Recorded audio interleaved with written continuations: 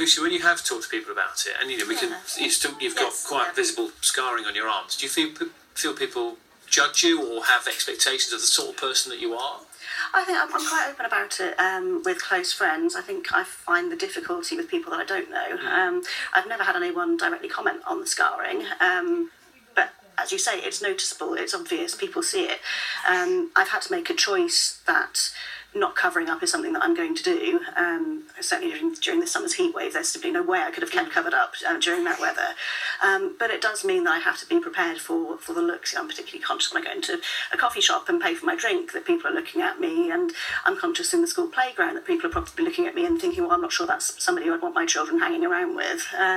So yeah, I do feel a judgment, and I do feel the stigma, which is why I'm happy to speak out about it. Ruth Dawson was interesting, wasn't she, in her interview when she said that her scars are visible and no one had commented on them. And there's almost that reverse psychology, isn't there, that you may feel, I don't want to show them, maybe other parents think I'm not a responsible adult, whatever, but also people don't want to go, oh, what's that? Knowing full well what it is. How should we be learning to deal and approach and converse with people who have or are self-harming?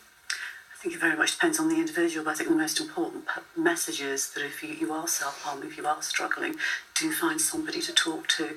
And it's really important those people that are closest to you are able to listen to you and not be judgmental. So listening is the best thing you can do. But it's also scary, and to approach someone, say if we were friends and I didn't know you self-harm and I saw this, and it's how do you know? Where's the education for those to help to approach someone and say, do you want to talk about this because there's something going on? There's lots of information available. So the Royal College of Psychiatrists has got a really helpful fact sheet on self-harm, and that's got lots of useful resources available as well. Lucy, what's the best way for someone to approach? I think if we're talking about speaking to your peers, speaking to friends, I think probably the best thing is to let the lead come from the person themselves. With people that I'm comfortable with, I can talk about this. People who are passing acquaintances, not so much. I kind of feel like it's my information to share when I'm ready. But I would back up what Naga says as well about getting help. I do think that the point you made earlier about the addictive nature of self-harm is very, very true, and it's a very hard thing to stop once you've started.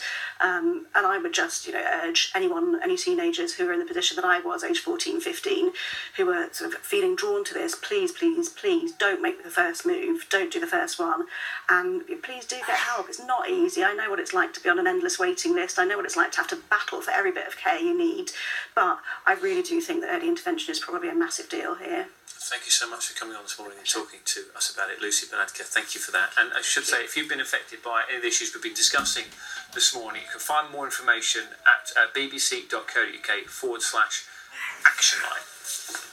It's 17 minutes past 8.